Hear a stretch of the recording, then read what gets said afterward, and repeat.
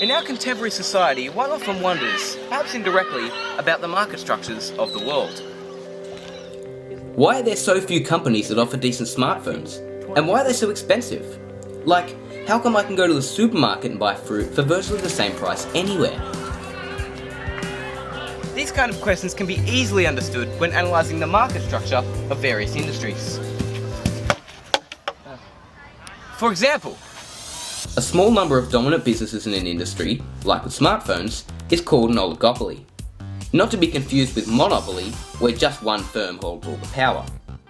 Although this was considered to be ideal many years ago before small businesses were on the rise, we as a society soon realised that this was far from ideal. In fact, it's even illegal. See, people realised that there was a much better alternative, the opposite of monopoly.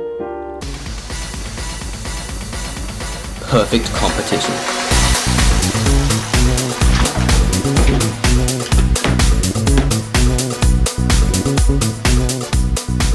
So what is perfect competition? And why is this argued by neoclassical economists to produce the best outcomes for consumers and society?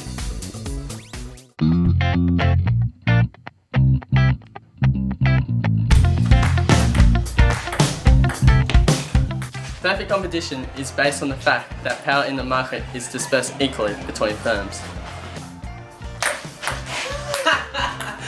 No one firm has dominance or power. In perfect competition, the industry stays at the equilibrium, where market demand is equal to market supply. Each individual firm charges the same price and cannot diverge from this. For example, if one firm raises their price, no one will buy off them because the same product will be sold cheaper for the market price, and this is more beneficial to the consumer. Also, decreasing the price wouldn't be needed because the firm is already selling at its highest output towards which consumers are willing to purchase at. Therefore, in perfect competition, firms are price takers and consumers are price makers. There is no single set price making firm. They all sell at the market price.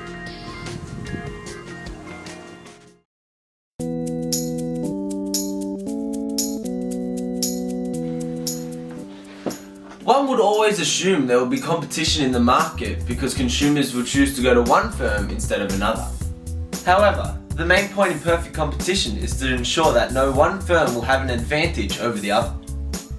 The characteristics therefore include perfect knowledge, meaning all consumers have total access to information about prices and products. Also, suppliers have perfect knowledge about their competitors. Perfect competition involves many sellers who each produce a low percentage of market output and cannot influence market price. It also must have homogeneous units of output, meaning all producers sell the same good and no one has an advantage.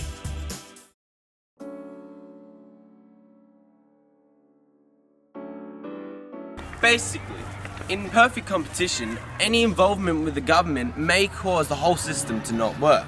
Markets should be left alone as any government intervention may cause imbalances in perfectly competitive markets. However, this is only true in perfectly perfect competition markets, which realistically simply is impossible. The assumptions we make in perfect competition simply cannot be held.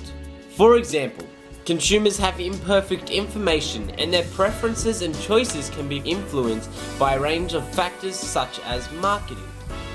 Governments can only encourage as close to this structure as possible in most scenarios. They cannot enforce it.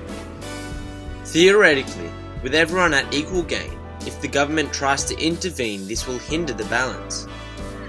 However, in reality, government intervention is needed to some extent, as this market structure is a difficult balance to maintain and technically impossible to fully achieve.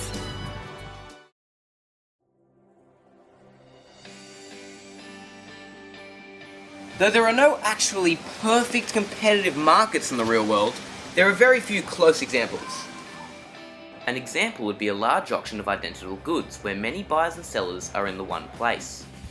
The Australian Stock Exchange resembles this by design, however is not a complete description. as some large investors may greatly influence the market price, violating the condition that no one seller can influence market price. Horse betting is another close illustration. When placing bets, people can just look down the line to see who is offering the best odds. Because of this, no individual bookie can offer worse odds than those being offered by the whole market, otherwise consumers will just go to another bookie. Another example would be a large market where sellers all sell similar goods for the same price, such as a Vietnamese fish market. In this example, there are large numbers of buyers and sellers, no exit and entry barriers, homogeneous products, and buyers can easily switch between sellers. But unfortunately, there are no perfect examples of this pure competition, as this is a theoretical structure which would be very difficult to implement fully. So, all in all, perfect competition is perfect, but unrealistic. Oh well.